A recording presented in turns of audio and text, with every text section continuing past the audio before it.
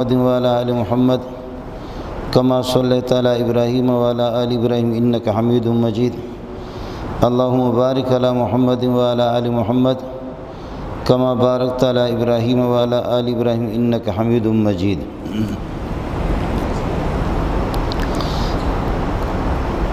اسلام اور دین کے بہت سے شعبے ہیں، اور اسلام انسان کی پوری زندگی کا نام ہے، اور زندگی کی ایک ایک قدم پر ایک ایک موڑ پر انسان کی رہنمائی کرتا ہے کہ آپ کو چلنا کیا ہے، کس طرح ہے، بیٹھنا کس طرح ہے، کھانا پینا اور سفر حضر، آپ کے خرید و فروخت، دیگر آپ کے معاملات، آپ کی غمی، آپ کی خوشیاں، شادیاں، یہ سارے جتنے بھی ہماری زندگی کے شعبے ہیں، ان تمام شعبوں میں اسلام نے اور دین نے ہماری رہنمائی کی ہے۔ پیارے پیغمبر صلی اللہ علیہ وسلم نے ہماری رہنمائی فرمائی ہے، لیکن ان میں کچھ چیزیں اس قسم کی ہے کہ اخلاقیات ہیں اور سنت کا درجہ ہے، مستحب کا درجہ ہے، لیکن کچھ احکام اس قسم کے ہیں کہ وہ اسلام کے بنیادی ارکان ہیں اور انتہائی اہم ہے اور فرض کا درجہ ہے ان کا۔ چنانچہ حضرت عبداللہ ابن عمر کی روایت بخاری کتاب الایمان کے اندر فرمایا کہ بنی الاسلام علی خمس، اسلام کی بنیاد 5 چیزوں پر رکھی گئی ہے۔ شہادت اللہ الہ الا اللہ و ان محمد رسول اللہ، اللہ کی الوہیت کی گواہی دینا اور اس بات پر گواہ رہنا کہ ایک ہی معبود اللہ ہے، اس کے علاوہ کوئی اور معبود نہیں ہے، وَأَنَّ محمد رسول اللہ، اور رسول پاک صلی اللہ علیہ وسلم کی رسالت کا اعلان کرنا اور اس کی گواہی دینا۔ ایک آدمی دلی طور پر اس بات کا قائل ہے کہ اللہ موجود ہے، اللہ میرا معبود ہے، دلی طور پر، اور نظریاتی طور پر وہ اس بات کے قائل ہے کہ محمد اللہ کے رسول ہے، لیکن زبانی طور پر اس کا اقرار نہیں کر رہا، اس کی گواہی نہیں دے رہا، تو اللہ کے ہاں شاید وہ ایمان کا اس کا درجہ ہو اور اس کو مومن اور مسلم کہا جائے، لیکن قاضی اور مفتی اور علماء اس کو مسلمان نہیں کہیں گے اور مومن اس کو نہیں کہیں گے۔ اس لیے ضروری یہ ہے کہ شہادت اللہ الہ الا اللہ اگر دل میں ہے کہ اللہ معبود ہے اور اللہ کے وعدوں پر یقین ہے، تو زبانی طور پر بھی اس کی گواہی دے دے کہ واقعتاً اللہ ہی میرا معبود ہے، میرا کوئی اور معبود نہیں ہے۔ دلی طور پر اور نظریاتی طور پر اس بات کے قائل ہے کہ پیارے محمد سے اچھا کوئی بھی نہیں ہے، لیکن زبان سے بھی اس کا اعتراف کرنا ہوگا اور اقرار کرنا ہوگا، ورنہ یہ کہ قاضی اور مفتی اور عالم اس کو بے ایمان تو کہے گا، اس کو مرتد کافر تو کہے گا، اس کے مسلمان ہونے کا حکم نہیں لگائے گا۔ اسلام کا حکم اس پر اور مسلمانی کا حکم لگائیں گے اس کی زبانی اقرار اور اعتراف پر، شہادت اللہ الہ الا اللہ و ان محمد رسول اللہ۔ پھر اس گواہی کے ساتھ چونکہ اللہ میرا معبود ہے اور محمد اللہ کے رسول ہے، تو اللہ کے رسول نے نمازیں بھی پڑھی ہے، اور اللہ جب میرا معبود ہے تو مجھے اس کی عبادت کرنی ہے، اور عبادت میں سب سے اہم چیز نماز ہے۔ فرمایا کہ شہادت اللہ الہ الا اللہ و ان محمد رسول اللہ و اقام الصلاۃ، اسلام کی دوسری بنیادی چیز اور بنیادی رکن و اقام الصلاۃ، نماز قائم کرنا ہے۔ پہلی چیز کا تعلق نظریہ سے، ایمان سے ہے کہ اللہ وحدہ لا شریک ہے اور اللہ معبود ہے اور محمد رسول اللہ اللہ کے رسول ہے، لیکن عملی طور پر اور کچھ نہیں ہے، اس کا تعلق صرف دل سے ہے۔ اور دوسری چیز ہے وہ اقام الصلاۃ، نماز قائم کرنا۔ نماز عبادت بدنی ہے، اس کا تعلق انسان کے بدن سے ہے۔ نماز کا وقت آ گیا تو امام کے پیچھے آپ کو اٹھنا بیٹھنا ہوگا۔ نماز کے خاص قسم کے ارکان ہیں، خاص کیفیت ہے، خاص شکل ہے، وہ آپ کو بجا لانا ہوگا۔ وَإِيتَاءِ الزَّكَاةِ، زکوٰۃ عبادت مالی ہے، یہ بھی فرض ہے۔ 40واں حصہ سال گزرنے کے بعد مال کا آپ کو زکوٰۃ دینا ہوگا، یہ اللہ کا حق ہے، فقیر کا حق ہے۔ جب آپ نے فقیر کے ہاتھ میں پہنچا دیا، گویا کہ اللہ کے ہاتھ میں وہ پہنچ گیا۔ آپ کہیں گے کہ پسینہ تو میں بہاؤں، محنت اور جفا کشی میں کروں اور زکوٰۃ میں کیوں فقیر کو دے دوں؟ گزارش یہ ہے کہ جن ہاتھوں سے آپ کماتے ہیں ان ہاتھوں کے اندر طاقت کس نے رکھی ہے؟ جن ہاتھوں سے آپ کما رہے ہیں ان ہاتھوں میں طاقت کس نے رکھی ہے؟ آپ سے اور مجھ سے زیادہ اچھے اور خوبصورت قسم کے لوگ ہیں، تکڑے قسم کے لوگ بھی ہیں، لیکن ہاتھوں کے شل ہو چکے ہیں۔ آپ جس دماغ سے کاروبار کے اونچ نیچ کو سوچ رہے ہیں، کون سا کاروبار میرے لیے نفع والا ہے، کون سا نقصان والا ہے، وہ دماغ، اس کی سوچ اور آپ کو عقل مند اور سمجھدار کس نے بنایا ہے؟ کیا آپ اس کے اشاروں سے پاگل نہیں بن سکتے جس کے اشارے پر ساری کائنات چل رہی ہے؟ اور آپ جن پاؤں پہ چل کر کے جا رہے ہیں یہ بتا دے کہ ان پاؤں کے اندر طاقت کس نے رکھی ہے؟ اگر وہ چاہے لنگڑا لوڑا اور مفلوج آپ کو کر دے، وہ کر نہیں سکتا۔ اس وجہ سے، اور آپ پھر یہ کہ کاروبار جو کر رہے باوجود ان پڑھ ہونے کے، جاہل ہونے کے اور ان پڑھ ہونے کے آپ کو پرافٹ اور نفع حاصل ہو رہا ہے، اور آپ سے ایک زیادہ سمجھدار ہے، تعلیم یافتہ ہے، لیکن اس الو کو پٹے کو ٹکے کا نفع بھی نہیں ہو رہا ہے، اس کے کاروبار میں نقصان ہو رہا ہے، اور آپ جاہل ہو کر کے آپ کو نفع ہو رہا ہے۔ آپ نے سوچا کہاں ہے؟ اس کو سوچو تو صحیح کہ تعلیم یافتہ ٹھوکر کھا رہا ہے۔ آپ کو عجیب بات بتاؤں، آپ کے پاکستان میں جتنے تعلیم یافتہ وہ اللہ کے فضل و کرم سے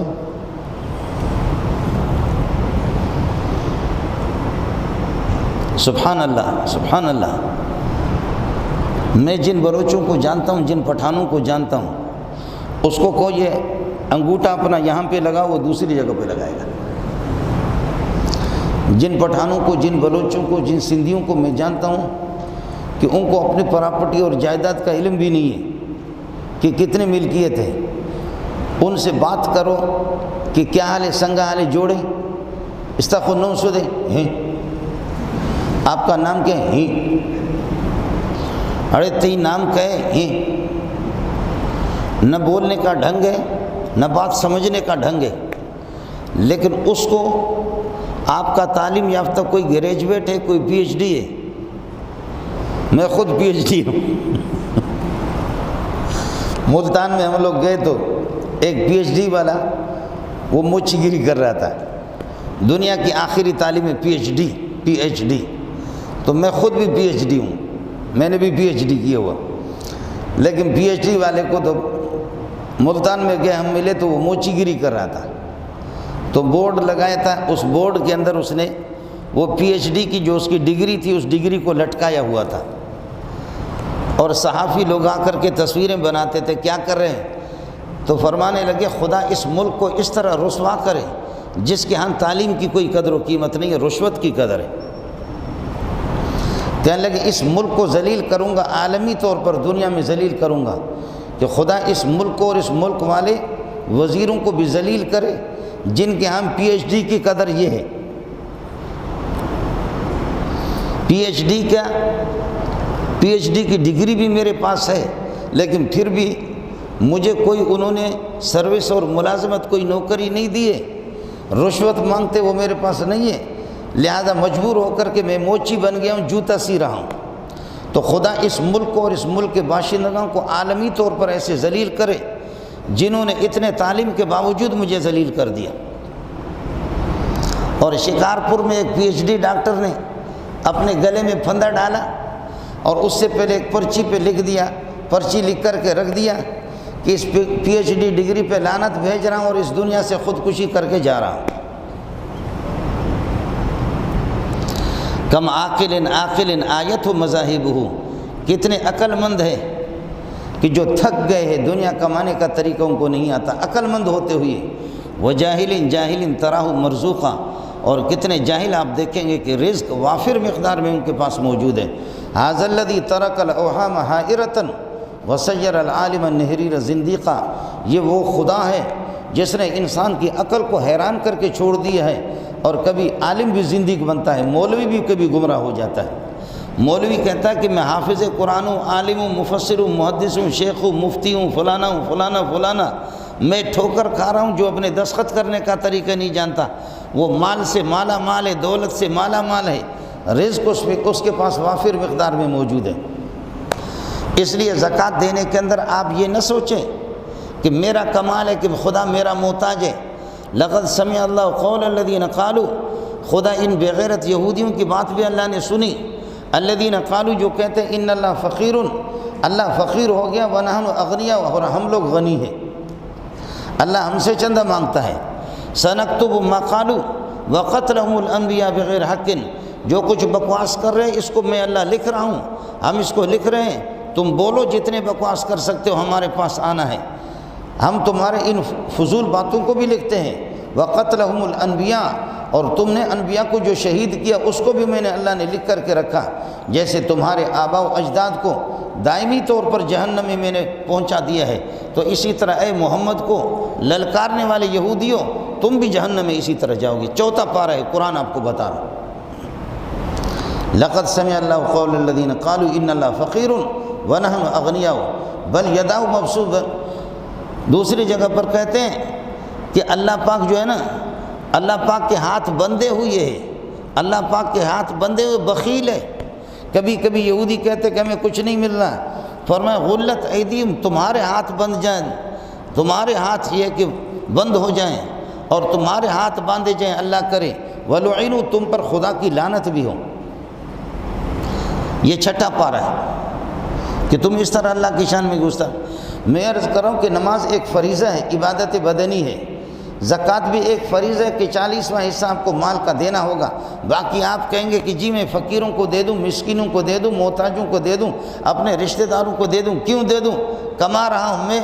تو کما رہا ہے، کس سے کما رہا ہے؟ تو کما رہا ہے آنکھوں کی مدد سے کما رہا ہے، تو کما رہا ہے ہاتھ کی مدد سے کما رہا ہے، تو کما رہا اپنی زبان کے ذریعے سے کما رہا ہے، تو کما رہا اپنے دل و دماغ سے کما رہا ہے، تو کما رہا اپنی طاقت سے کما رہا ہے، تو کما رہا اپنے پاؤں پہ چل کر کے کما رہا ہے۔ ہاتھ کی طاقت اللہ نے رکھی، زبان کی طاقت، زماعت کو قوت گویائی اللہ نے دی، آنکھوں کے اندر بینائی اللہ نے رکھی، دماغ کا سوچ اللہ نے دیا، اور پاؤں کے اندر طاقت رکھی چلنے کے اللہ نے رکھی۔ تیرا ہے کیا؟ سب کچھ اللہ کا ہے۔ تو اللہ اگر آپ سے 40واں حصہ کہتے تو رکھ لو، وہ تو آپ کو دینا ہے۔ وَإِقَامِ الصَّلَاةِ وَإِيتَاءِ الزَّكَاةِ وَالْحَجِّ،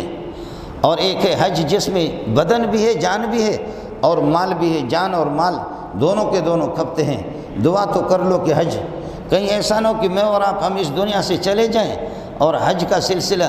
پیارے کے گلیوں کو نہ دیکھیں اور اس بیت اللہ کو نہ دیکھیں کہ جس کے طواف انبیاء کرتے رہے۔ اب بیت اللہ پر بھی برے دن آ گئے، بیت اللہ بھی ہمارے ہاتھوں میں آ گیا، ہم نے بیت اللہ کی خوب قدر کی۔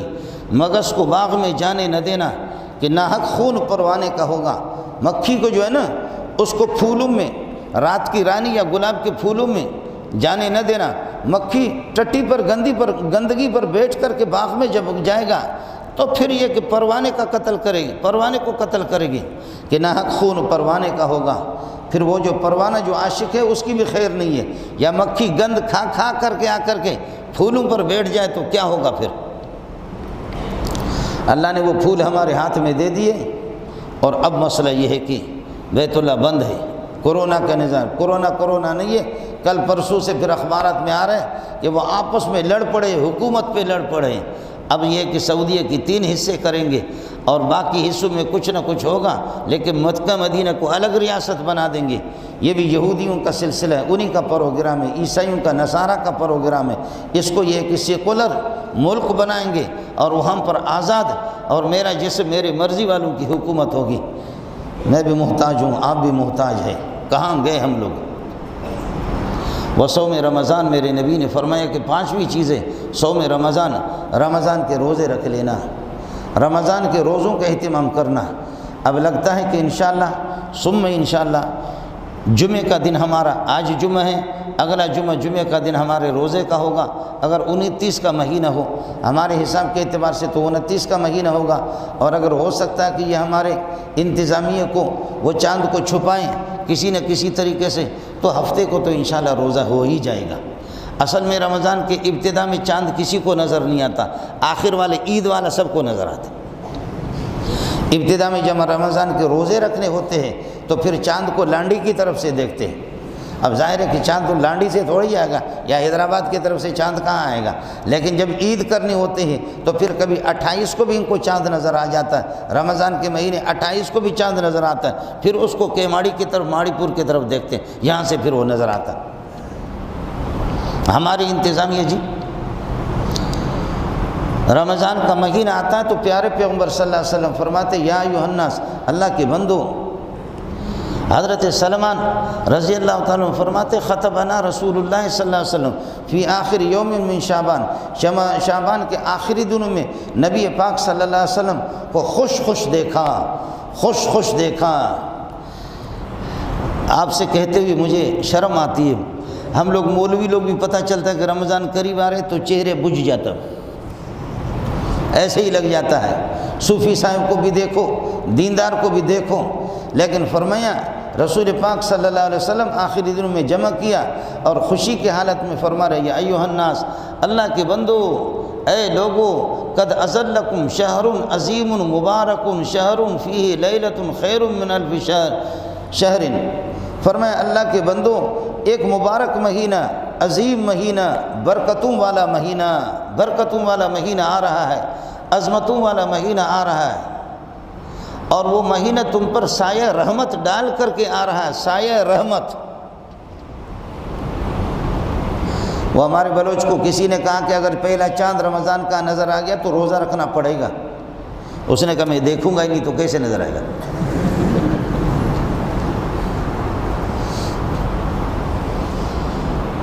کہا کہ جی اللہ کے نبی نے کہا کہ صوموا لرؤیتہ وافطروا لرؤیتہ، چاند اگر نظر آ جائے تو روزہ رکھنا شروع کر دو رمضان کے یکم رمضان کو، اور فرمایا کہ وافطروا لرؤیتہ، 30 رمضان ہو جائے یا 29 کو اگر چاند نظر آ جائے تو افطار کرو، عید مناؤ، خدا کا شکر ادا کرو۔ تو بلوچ صاحب نے کہا میں چاند دیکھتا ہی نہیں تو کیسے، جو دیکھے گا اس پر روزہ لازم ہوگا، میں تو دیکھتا ہی نہیں۔ وہ ظالم نے یکم، 1 2 3 4 5 10 11 12 کہیں بھی وہ دیکھتا ہی نہیں اوپر، لوگ روزہ رکھ رہے ہیں، روزہ رکھو، کہتے میں نے تو نہیں دیکھا ہے۔ باقی مہینوں میں تو وہ چاند دیکھ رہا ہے، نبی نے کہا کہ چاند کو دیکھو تو میں نے دیکھا ہی نہیں ہے۔ رات کو گیا پیشاب پاخانہ کے لیے، اتنا بڑا سا کھڈا تھا، صاف پانی اس میں تھا، ادھر پیشاب پاخانہ کر رہا ہے تو 15ویں کا چاند اس میں نظر آ رہا تھا، پانی میں نظر آ رہا تھا۔ کیا اوپر آسمان پر نہیں دیکھ رہا، اب نیچے سے گھسنے کی کوشش کر رہے ہو کیا؟ اوپر آسمان پہ تلاش کرنا میں نے آپ کو چھوڑ دیا، اب نیچے سے تو آ گیا، بس میری توبہ ہے کل سے روزہ رکھوں گا، میری توبہ ہے میں نے روزہ رکھوں گا۔ تو ہر صورت میں تجھے آنا ہے نا، آسمان پہ میں تلاش نہیں کرا تو نیچے سے آ گیا۔ ہے یہ حال ہے اس مخلوق کا جی۔ یا ایھا الناس، اللہ کے بندو، قد اذلکم شہر عظیم، سایہ رحمت آپ پر ڈال کر کے، رحمت والا مہینہ ہے، سایہ رحمت آپ پر ڈال کر کے آ رہا ہے، رحمتوں والا مہینہ، زحمت والا مہینہ نہیں ہے۔ شہر عظیم مبارک، برکتوں والا مہینہ ہے، فیہ لیلۃ خیر من الف شہر، فرمایا کہ جس کے اندر ایک رات ہے 1000 مہینوں سے بہتر ہے۔ اگر وہ آپ کو ایک رات مل گئی، شب قدر کی رات آپ کو مل گئی، آپ نے عبادت کر دیا تو گویا کہ 82 سال کی عبادت وہ آپ کو تیار حاصل ہو گئی ایک رات سے۔ 1000 مہینے جو 82 سال بنتے ہیں۔ جعل اللہ صیامہ فریضۃ، اللہ نے اس کے روزے کو فرض قرار دیا، وقیام لیلہ تطوعا، اور اللہ نے یہ کہ سنت اور نفل قرار دیا، رات کے اس کی عبادت کرنے کو، تراویح کو اللہ پاک نے بھی ضروری قرار دیا ہے۔ اور حضرت اقدس صلی اللہ علیہ وسلم نے خود رمضان کے مہینے میں نے آپ کو بتایا کہ آخری رمضان میں جب آپ اس دنیا سے تشریف لے جا رہے تھے، ہر رمضان میں جبریل علیہ السلام آپ کے پاس آتے، تشریف لاتے، اور ایک مرتبہ 2 پارہ جبریل سناتا، پھر اس کے بعد پیارے پیغمبر اس کو سناتے۔ اس کا منظر آپ آئیں گے تو ہم لوگ آپ کو دکھائیں گے کہ اس شاگرد جھوم جھوم کر کے قرآن سناتا ہے، اور استاد جو ہے جو جھوم جھوم کر کے اس کو سنتا ہے، پھر استاد بھی اپنا سناتا ہے۔ اس کا منظر مدرسوں میں ملتا ہے، اس کی شکل آپ کو مدرسے میں آئے گی۔ جبریل آ کر کے گھٹنے ٹیک کر کے رسول پاک صلی اللہ علیہ وسلم کے سامنے شاگرد کی طرح بیٹھ جاتا ہے، اور جبریل 2 پارہ 3 پارہ نبی کو سناتا ہے، اور حضرت اقدس صلی اللہ علیہ وسلم پھر آپ کو سناتے ہیں۔ آخری سال میں آپ نے خود بھی، اللہ پاک نے آپ سے مشورہ کیا، نبی دنیا سے اس طرح نہیں جاتا جب تک کہ اس سے مشورہ نہ کیا جائے۔ واہ واہ نبی واہ! نبی اس طرح دنیا سے نہیں جاتا، نبی سے مشورہ ہوتا ہے، چاہو تو یہاں رہو لیکن آپ کا کام مکمل ہو گیا، جنت کی حوریں آپ کے انتظار میں ہے، جنت آپ کے انتظار میں ہے، اور جنت کے فرشتے آپ کے انتظار میں، پروردگار آپ کے انتظار میں ہے، چاہو تو دنیا میں رہو، چاہو تو ہمارے پاس آ جاؤ۔ حضرت کو آخری سال میں جب یہ پیشکش ہوئی تھی اور حضرت کو بتایا گیا تو حضرت اقدس صلی اللہ علیہ وسلم نے فرمایا جب کام میرا مکمل ہو گیا، یہاں سے جانے کے بعد دین کے اس کام کو، اس بیڑے کو لے کر کے ابو بکر، عمر، عثمان، علی، 1.25 لاکھ صحابہ کی جو میری پونجی ہے اس کو پوری دنیا میں عام کر دیں گے، تو مجھے یہاں دنیا میں رہ کر کے کیا کرنا ہے؟ ابو بکر مجھے محبوب ہے، عمر مجھے محبوب ہے، عثمان و علی بھی مجھے محبوب ہے، میرے اولاد حسن حسین بھی مجھے محبوب ہے، لیکن تیرا کیا کہنا ہے؟ ادھر کیا کرنا ہے؟ میں تیرے پاس آنا چاہ رہا ہوں۔ بخاری کی روایت ہے کہ اللہ مجھے یہاں سے بلا لے۔ آخری سال میں آپ کو اشارہ مل گیا تھا کہ آپ کو اس دنیا میں رہنا نہیں ہے، یہ آپ کا آخری سال ہے۔ جب آخری سال ہے تو جبریل نے بھی آپ کو بتا دیا کہ پیارے اس رمضان میں پہلے یہ ہوتا تھا کہ ایک ختم میں سناتا تھا اور آپ سنتے تھے، پھر ایک ختم آپ سناتے تھے، میں سنتا تھا۔ ہر رمضان میں 2 ختم تو جبریل اور حضرت صلی اللہ علیہ وسلم مل کر کے ایک دوسرے کو سناتے تھے۔ باقی نفلوں میں، تراویح میں حضرت نے کتنا پڑھا ہے اس کا کسی مولوی کو پتہ نہیں ہے۔ البتہ اتنا سا پتہ ہے کہ تراویح میں آپ نے کبھی اس طرح بھی ہوا ہے رات کو نفل میں کہ آپ نے 1 رکعت کے اندر 5 پاروں کی تلاوت کی۔ آپ کو بھی سمجھ میں نہیں آئے گا، مجھے بھی سمجھ میں نہیں آئے گا۔ ظاہر ہے کہ اللہ آپ کا بھلا کرے، مکھی کو کیا سمجھ میں آ جائے کہ اللہ آپ کا بھلا کرے خوشبو کیا ہے؟ آپ سمجھے؟ اس شیشے کے اندر اگر گند ڈالو تو پھر یہ کہ مکھیاں فوراً جمع ہو جائیں گے، لیکن اس کا ڈھکنا اگر کھول دو تو کوئی مکھی اس پر نہیں آئے گی۔ اگر اس میں عطر ہے اور اس کے اندر اللہ آپ کا بھلا کرے عود ہے، خوشبو ہے، اس پہ مکھی نہیں آئے گی۔ اور اگر اس میں گند ڈال دو، جیسا بھی گند ہو، ڈھکنا اس کو کھولو، مکھیوں کو دیکھو کہ فوراً جمع ہو جائیں گے۔ تو مکھی کو تو گند میں مزہ آ جائے، اور اللہ آپ کا بھلا کریے کہ مکھی کو تو گند میں مزہ آ جائے لیکن نبی کو خوشبو میں مزہ آ جائے۔ آپ فرماتے کہ خوشبو سے مجھے محبت ہے۔ اب مسئلہ یہی ہے کہ مجھے اور آپ کو 5 پارہ اگر ہمارا امام صاحب 1 رکعت میں سنائیں تو پھر اس امام کو کوئی ماں کا لال پھر ہماری مسجد میں امامت کرے گا بھی نہیں، ہم اس کو دیکھ بھی لیں گے۔ تو کیسے امامت کرے جی؟ 5 پارے کون اس طریقے پر سنائے؟ تو کبھی کبھی اس طرح ہوا کہ نفل میں 5 پاروں کی تلاوت 1 رکعت میں آپ نے کی ہے۔ حضرت عثمان نے پورا قرآن 1 رکعت میں۔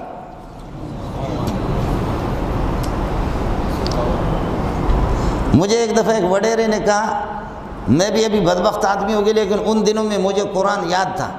مجھے قرآن بھی یاد تھا۔ ان دنوں میں قرآن پڑھتے تھے، طالب علمی کے زمانے میں قرآن یاد ہوتا ہے، اور مولوی جب مولوی بنتا ہے، مریدوں کا حلقہ بڑھتا ہے تو مولوی سے قرآن پڑھنا بھی رہ جاتا ہے۔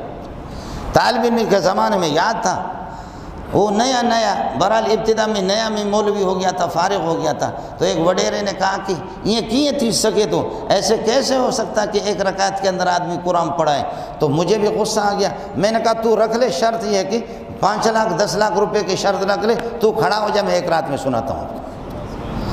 وہ شکر ہے کہ وہ تیار نہیں ہو گیا، میں پتہ نہیں سنا سکتا تھا یا نہیں سنا سکتا، لیکن وہ بھی تیار نہیں ہوا، اس کو بھی ہمت نہیں ہوئی۔ لیکن اس طرح ہوتا ہے۔ ایک پٹھان شاگرد میرے پاس آ گیا، اس نے مجھے کہا کہ استاد جی، میں نے کہا جی، کہا استاد جی آپ مجھے محبوب ہے، ایک بات آپ سے کروں؟ میں نے کہا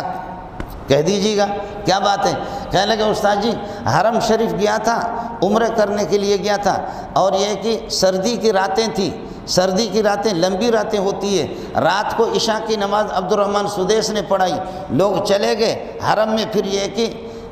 طواف کرنے والوں کی تعداد بھی کم رہی۔ کہنے لگے کعبۃ اللہ کے سامنے کھڑا ہو گیا عشاء کی نماز کے بعد، استاد جی اس دن میں نے کھانا بھی کم کھایا تھا تاکہ باتھ روم جانے کی نوبت نہ آ جائے، پانی بھی کم پیا تھا تاکہ پیشاب کی نوبت نہ آ جائے۔ کھانا پینا آدمی کم کرے گا تو مسئلہ اسی طرح ہوگا۔ کھانا پینا میں نے کم کیا تھا استاد جی، میں عشاء کے بعد کھڑا ہو گیا اور میں نے قرآن شروع کر دیا، فجر کی اذان سے پہلے 2 رکعتوں کے اندر پورا قرآن میں نے مکمل کر دیا۔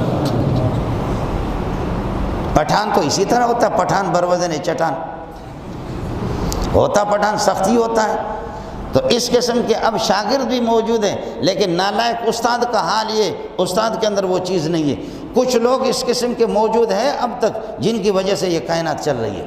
میرے اور آپ کی وجہ سے نہیں چل رہی۔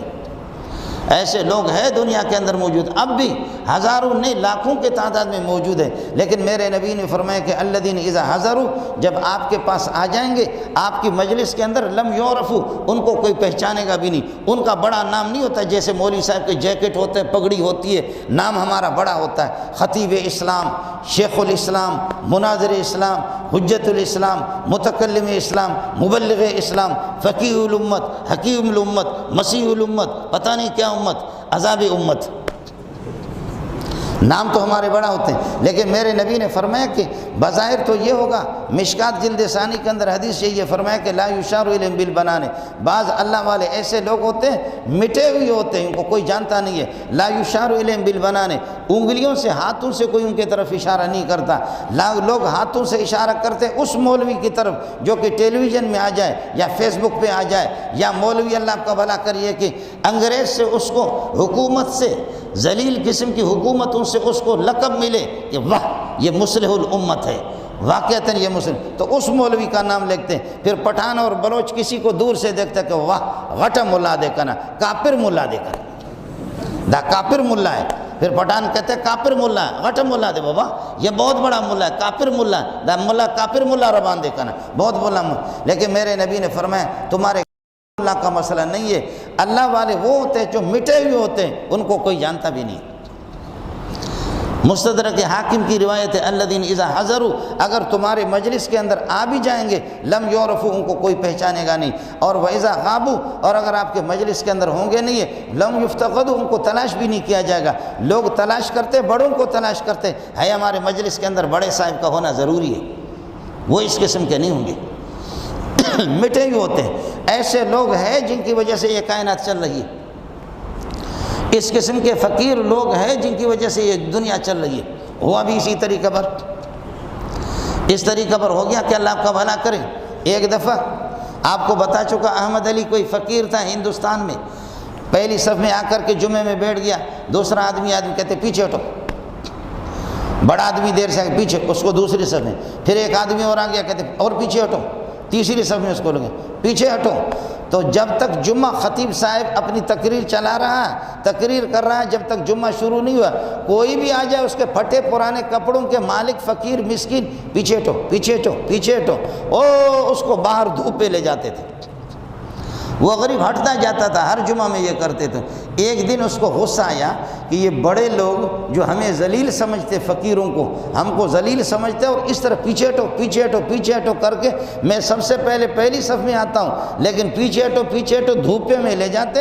ایک جمعہ پیچھے ہٹو، دو جمعہ پیچھے ہٹو، تین پیچھے ہٹو، یہ ہمیشہ الو کے پٹے پیچھے ہٹو پیچھے ہٹو پیچھے ہٹو۔ ہم غریبوں کے پھٹے پرانے کپڑے، جیکٹ میکٹ نہیں ہے، استری والے کپڑے بھی نہیں ہے، ہر ایک آدمی ہم کو ذلیل سمجھتا، پیچھے ہٹو پیچھے ہٹو۔ تو ایک دن اس کو غصہ آ گیا، جب اس کو دھوپ پہ لوگوں نے بٹھا دیا، جمعہ شروع ہو رہی ہے، نماز جمعہ جب شروع ہو گئی تو شروع ہو گئی، اس نے ابھی تک تکبیر تحریمہ شروع بھی نہیں کیا تھا، لوگوں نے شروع کر دی۔ پہلی رکعت میں جب چلے گئے، سجدے میں چلے گئے، تو اس نے ایسے کیا، کہا کہ ربا پوری دنیا سجدہ کر رہی ہے، لیکن اس مسجد کو بولو یہ بھی تو سجدہ کرے نا، لوگ سجدہ کر رہے، مسجد خود کیوں سجدہ نہ کرے؟ مسجد کو بھی چاہیے کہ مسجد بھی سجدہ کرے۔ دھڑام سے مسجد سب کے اوپر گر گئی، کہا اب پیچھے ہٹو پیچھے۔ تم روزانہ جو ہے نا ہم غریبوں کو کہتے پیچھے ہٹو پیچھے ہٹو پیچھے۔ اس قسم کے فقیر لوگ ہوتے، اس قسم کے فقیر لوگ موجود ہیں۔ میں عرض کر رہا تھا کہ حضرت عثمان نے پورے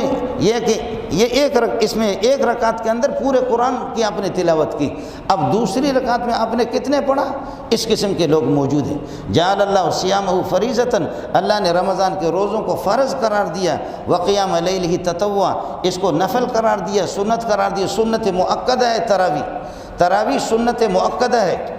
پنجاب میں تو پابندی لگ گئی، سعودی میں بھی پابندی لگ گئی، اور تراویح کے ٹائم پہ کرونا آتا ہے، جمعے کے ٹائم پہ 12 بجے سے لے کر کے 3 بجے تک کرونا آتا ہے، اس کے بعد کرونا نہیں آتا۔ آپ سے میری گزارش ہے کہ ہم اس اسٹیج پر پہنچے ہیں، اس اسٹیج پر پہنچے کہ اب تراویح بھی نہیں، تراویح ہر گھر کے اندر گھر گھر ان کے اندر وہاں جماعت کرو، تو گھر میں ہر ایک کے گھر میں کوئی مولوی بیٹھا ہوا، مولویوں سے تو تمہیں ویسے نفرت ہے، اس گھر میں جماعت کون کرائے گا؟ اس کے ساتھ والے میں جماعت کون کرائے گا؟ اس کے ساتھ والے میں جماعت کون کرائے گا؟ اس کے ساتھ والے میں، اس گوٹ کے اندر اللہ آپ کا بھلا کریے کہ 250-300 گھر ہے، اس سے بلکہ زیادہ ہے، تو ہر گھر کے اندر حافظ موجود ہے، ہر گھر کے اندر امام موجود ہے، ہر گھر کے اندر جمعہ بھی ہوگا، ادھر تراویح، کس کو اللہ آپ کا بھلا کرے کون ہے جو قرآن سنا ہے؟ ویسے تو تم مولویوں کے پیچھے بھی پڑ گئے ہو۔ ویسے مسئلہ آ گیا، ہمارے بھائی یہاں بیٹھے ہوئے محمود الحسن صاحب اب کہتے اجازت مل گئی ہے مسجدوں میں ایک گیٹ، پتہ نہیں سینیٹائزر کیا کہتے سینیٹائزر گیٹ، وہ اس قسم کے گیٹ لگے گا، تو ہمارے تو بس آپ مہربانی کر لینا آج اگر ہو جائے یہ ساتھیوں کوئی گیٹ پتہ نہیں 1,00,000 1,50,000 کے وہ گیٹ آتا ہے، ادھر کوئی گیٹ لگاؤ، آپ اس گیٹ سے اندر آؤ گے تو پھر وہ گیٹ آپ کو پاس کرے گا کہ آپ کو کورونا نہیں، میں تو ادھر سے آؤں گا، ہم تو بغیر گیٹ والے لوگ ہیں، میں نے تو گیٹ میٹ سارے توڑ دیے، ہمارے ہاں تو گیٹ میٹ کا تو کوئی مسئلہ ہی نہیں ہے، اللہ آپ کا بھلا کرے، وہ گیٹ میٹ ہم نے سارے توڑ دیے، لیکن آپ کے لیے گیٹ کا ہونا ضروری ہے، آپ اس قسم کا یہ ہے کہ کوئی گیٹ اللہ آپ کا بھلا کرے لگائیں، اس لیے آپ میں سے کوئی اگر 1 ساتھی 2 ساتھی چاہیں وہ گیٹ لگائیں گے، آپ کو ثواب بھی ملے گا، آپ کو ثواب، گیٹ قیامت کے دن آپ کے حق میں گواہی دے گا، یا اللہ کورونا کے لیے اس بندے نے مجھے لگایا تھا، اے اللہ یہاں اس کو کورونا سے، جہنم کے کورونا سے بچاؤ، جنت میں بھیجو اس کو۔ اس لیے کوئی ساتھی اگر گیٹ میٹ لگاؤ، ابھی حکومت نے اجازت دی ہے، تو اگلے انشاءاللہ یہ شب جمعہ کو جو جمعہ آ رہا ہے اس میں انشاءاللہ تراویح ہمارے ہاں ہوگی، تو گیٹ میٹ اگر خدا کسی کو توفیق دے دے، یا ساتھی یہ کہ کچھ مل کر کے یہ کہ وہ گیٹ کے چندہ بھی جمع کرو، یہاں گیٹ لگاؤ، تو گیٹ سے جو پاس ہو جائے گا، اور اگر گیٹ نہ بھی ہو جائے آپ آنا، مسجد کے گیٹ سے آنا، ہو جائے تو اچھا ہے، تاکہ پولیس والوں کو ہم کہیں گے کہ اب کورونا نہیں آئے گا، اس لیے کہ ہمارے پاس گیٹ ہے، سمجھے؟ قرآن ہے ہمارے پاس، کورونا پھر بھی آتا ہے، قرآن سے بھی نہیں ڈرتا، مسجد سے بھی نہیں ڈرتا، اللہ سے بھی نہیں ڈرتا، کورونا جب گیٹ لگے گا نا تو پھر وہ کورونا نہیں آئے گا، سمجھ؟ احمقوں کی دنیا ہے اور بیوقوفوں کی دنیا ہے، سمجھ میں نہیں آتا، خدا کی قسم ان کو تو ہے، لیکن مولویوں کا بھی مجھے سمجھ میں نہیں آتا، وہ بالکل وہ ایک حدیث پیش کرتے بخاری کہ مجذوم سے بھاگو، جذام کی جس کو بیماری اس سے بھاگو، اور وہ کہتے اب مجذوم سے بھاگو فٹ کرتا ہے مسجد سے بھاگو، مسجد میں مجذوم کہاں آ گیا؟ مجذوم سے بھاگو جس کو جذام کی بیماری، تو مولوی صاحب نے لا کر کے مجذوم والوں کو سب کو یہاں پر جمع کر دیا ہے، جن کو جذام کی بیماری کورونا والوں کو مولوی صاحب نے ادھر لا کر کے جمع کر دیا۔ اب بھاولپور میں کل جماعت والوں کو پھر پکڑ لیا، مجھے فون کیا، خدا کی قسم ہمارے تبلیغی ساتھی رو رہے، دھڑا دھڑ رو رہے، اور آپ کو اطلاع کر دوں مسلمانوں، آپ کو اطلاع کر دوں، سمجھ میں نہیں آ رہا، بالکل سمجھ میں نہیں آ رہا، عام کوئی بوڑھا مرتا ہے، کینسر سے مرتا ہے، شوگر سے مرتا ہے، دل کے دورے سے مرتا ہے، جب بھی دفن کرتے دفن سے پہلے پہنچتے انتظامیہ والا یہ ہمیں دے دو، آپ کو 2 لاکھ روپے دے دیں گے، 3 لاکھ روپے دے دیں گے، ہمیں دے دو، اس کو کورونا کے فہرست میں داخل کرتے، یہ عام ہے، میت بھی نہیں دے رہے۔ وہ ہمارے بھائی مفتی کفایت اللہ کو، شاہ عبدالعزیز رحمۃ اللہ علیہ کو، اس کو کورونا تھا نہیں تھا، لیکن وہ قادیانیوں کے خلاف تھا، قادیانی کو مرتد کہتا تھا، ملعون کہتا تھا، مرزا کو نام لے کر کے گالی دیتا تھا۔ ہمارے انتظامیہ ایک بہت بڑی تعداد ان کی ہوتی ہے، قادیانیوں کی ہوتی ہے، اس بندے کو اٹھا کر کے لے جا کر کے اب اس کی رپورٹ بھی نہیں دے رہے۔ تبلیغی جماعت کے حاجی طارق صاحب کو ایبٹ آباد میں، اس طریقہ اور مانسرہ میں، اس کو بھی انہوں نے اس طریقے، اب وہاں کے لوگ رو رہے ہیں کہ اللہ کے لیے رپورٹ ہمیں دے دو، کہاں ہے کورونا ہے؟ کوئی ایک ڈاکٹر آگے ہو جائے اور وہ خدا کی قسم اٹھا کر کے کہہ دے کہ ان کو کورونا ہے، تو کوئی ڈاکٹر تیار نہیں ہو رہا، کوئی ڈاکٹر تیار، اور بندے کا جب انتقال ہو گیا تو انتقال کے بعد اب میت بھی نہیں دے رہے۔ اور آپ کا قانون یہ ہے کہ جس کو جو بھی بیماری ہو، مرنے کے بعد وائرس اس کے ختم ہو جاتے ہیں، کسی کو کوئی بھی بیماری ہو جب وہ مر جاتا ہے تو طب کا اور ڈاکٹروں کا قانون یہ ہے کہ وائرس ختم ہو گیا۔ جب کورونا اگر ہے کسی کو، وہ مرا آپ کے قرنطینہ کے اندر، تو وائرس ختم ہو گئے، اب اس کے بھائیوں کے، اس کے باپ کے، اس کے والدین کے حوالے تو کر دو کہ اپنے پیارے کو آخری دنوں میں دیکھ تو لینا، کچھ اس کی زیارت بھی کر لے، اس کی بھی نہیں ہے اجازت، اس کی بھی اجازت نہیں دے رہے۔ اب اس پر ہمارے برادر مکرم مفتی کفایت اللہ دامت برکاتہم العالیہ ہو گیا اور اس نے کہا لڑوں گا، تھانے پر حملہ کروں گا۔ اس طریقے پر نہیں ہوگا، ایک عالم دین دے دو میت، مارا بھی تم نے خود اس کو ناجائز طریقے سے۔ اللہ جانے کہ کیا پس دیوار پس پشت کیا منصوبے ہیں۔ یہ گیٹ سبزی منڈی پہ نہ لگائیں، بازاروں پہ بھی نہ لگائیں۔ قومی اسمبلی میں جو چور خدا کے باغی جمع ہوتے ہیں، اللہ ماشاءاللہ ان میں کچھ لوگ ہوں، ورنہ ملک کے چور ہیں۔ جیسے کہ ہمارے یہاں پر انتظامیہ نے 8 ارب سندھ میں تقسیم کیا، 8 ارب روپے کے راشن۔ وہ کدھر گیا راشن؟ کہاں تم نے تقسیم کی؟ یہ تو یہاں کراچی کی برادری ہے، سکھر حیدرآباد کی برادری ہے، جو سرمایہ دار لوگ ہیں، خدا ترس لوگ ہیں، وہ اپنے لا کر کے آٹے لا کر کے غریبوں میں تقسیم کرے۔ تم نے کس کو تقسیم کیا؟ یہ 8 ارب روپے کا 8 ارب روپے کا راشن کہاں چلا گیا؟ تو تراویح پر بھی پابندی ہے، تراویح پر بھی پابندی ہے۔ لیکن آپ سے اللہ کا واسطہ دے کر کے آپ سے کہوں گا، جیسے نمازوں میں آپ کی شرکت رہی ہے، اپنے روزوں میں کوتاہی نہ کرے۔ ہائے قسمت اگلے سال پتہ نہیں مولوی منظور آپ کو دیکھ لیں، آپ کے مبارک چہروں کو، یا آپ مولوی منظور کو دیکھیں۔ جبریل نے بتایا کہ پیارے یہ آپ کا آخری سال ہے۔ آپ کو ویسے بھی علم تھا، آپ نے صحابہ سے پہلے مشورہ بھی کیا تھا، صحابہ کو اشارہ بھی دیا تھا کہ یہ میرا آخری سال ہے، مجھے رہنا نہیں ہے۔ اشاروں میں جب کہا تو حضرت ابوبکر رونے لگے، حضرت ابوبکر رونے لگے۔ حضرت ابو سعید خدری فرماتے ہیں کہ ہم حیران ہو گئے کہ یہ بوڑھا بابا کیوں رو رہا ہے۔ اور چند دنوں کے بعد رسول پاک کا وصال ہو گیا تو ابو بکر نے بتایا کہ ان دنوں میں جو نبی نے تقریر فرمائی تھی، واعظ و نصیحت فرمائی، اشارہ کیا تھا، حضرت کا اپنے وصال کی طرف اشارہ تھا، اس لیے میں سمجھ گیا تھا لیکن آپ لوگ سمجھے نہیں۔ ابو سعید خدری کہتے ہیں فَقَانَ ابو بکر اعلمنا، ابو بکر واہ بہت بڑے عالم تھے، نبی کے اشارے کو بھی سمجھا۔ جبریل نے بتایا کہ اس دفعہ یہ ہے کہ بس میں بھی آپ کو دیکھ لوں اور آپ بھی مجھے دیکھ لیں۔ اس کے بعد شاید مسجد نبوی میں میری آمد بھی نہ ہو، اور بخاری کے وہ الفاظ بھی آپ کو سنا دوں۔ یا ابتا، اماں فاطمہ فرماتی یا ابتا اجاب ربا دعاہ، میرے پیارے ابا آپ اللہ کی دعوت پر، اللہ کی پکار پر لبیک کہہ کر کے آپ چلے گئے۔ یا ابتا من جنت الفردوس ماواہ، ابا تیرا ٹھکانہ تو جنت ہے لیکن ہمیں تڑپتے ہوئے اپنے چھوڑ دیا، ہم تو تڑپ رہے۔ یا ابتا الی جبریل ننعاہ، اے ابا تیرے وصال کی خبر جبریل کو سنا دوں گی، میں تو رو رہی ہوں، صحابہ بھی رو رہے ہیں، آسمان بھی رو رہا ہے، زمین بھی رو رہی ہے، پہاڑ بھی رو رہے ہیں، مدینہ کی گلیاں بھی رو رہی ہے، یہ مسجد بھی آپ کے لیے روئے گی، لیکن میں ابا جی یا ابتاہ الی جبریل ننعاہ، یہ بخاری کا الفاظ سنا رہا ہوں، یا ابتاہ الی جبریل ننعاہ، ابا تیرے وصال اور تیرے وفات کی خبر جبریل کو سنا دوں گی۔ او جبریل کیسے تو پیارا لگتا تھا، کیسا پیارا میرا ابا، کیسا پیارا لگتا تھا جب آپ دونوں بیٹھ کر کے جب جھوم کر کے قرآن پڑھتے تھے، کیا مزہ تھا۔ اب وہ رونق، اب وہ منظر، وہ حسین منظر اب وہ رہے گا بھی نہیں۔ اس لیے آخری سال جبریل نے فرمایا اگلے سال میری اور آپ کی ملاقات نہیں ہوگی، آپ جنت جا رہے ہیں، آپ کی تشکیل جنت ہو رہی ہے، ہم ادھر ہی رہیں گے جب تک اللہ چاہے گا، آسمان و زمین کی ڈیوٹیاں سنبھالیں گے،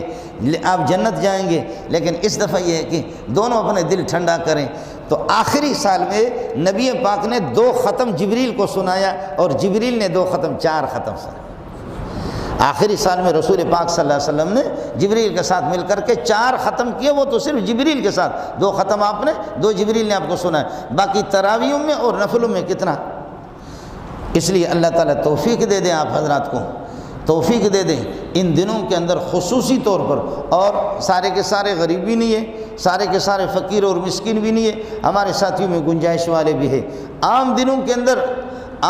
کے اندر بھی آپ کی سخاوت، خاص طور پر کراچی والے اللہ جزائے خیر دیں، کراچی کے شہر کے جو گنجائش والے لوگ ہیں انہوں نے کوئی کمی نہیں کی، وہ تعاون کرتے ہیں۔ لیکن ہماری بدبختی یہ ہے، راشن جب بڑھتا ہے، راشن جب تقسیم ہوتا ہے، جو ایک آدمی اس گھر کے 7 افراد ہیں، ایک کو اس چورنگی پہ بھیجا کہ تو جا، دوسرے کو سوراب گھوٹ پہ بھیجا ہے، تیسرے کو کسی اور جگہ بھیجا ہے، کسی اور، راشن جمع کر کے رات کے ٹائم پہ اسٹوروں پہ لے جا کر کے بیچتے ہیں۔ یہ ہوا